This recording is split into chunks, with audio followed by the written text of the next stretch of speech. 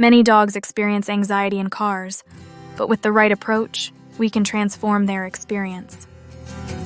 Start with short trips and use positive reinforcement to build your dog's confidence gradually.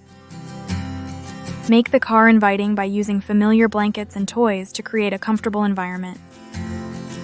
Gradually expose your dog to car-related stimuli without causing stress to build positive associations.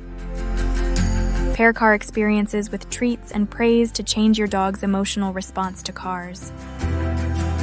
Use aromatherapy and calming music to reduce stress during car rides.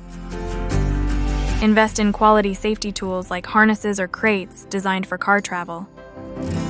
Compare different types of harnesses and crates to find the best fit for your dog's needs.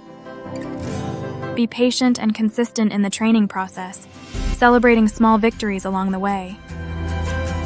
Maintain a calm and positive attitude during training sessions to help your dog feel at ease. Successful car training leads to stress-free travels and new adventures with your canine companion. Remember, every dog is unique. Adapt these techniques to your pet's needs for the best results. For more tips on transforming your dog's car experience, click the link in the description.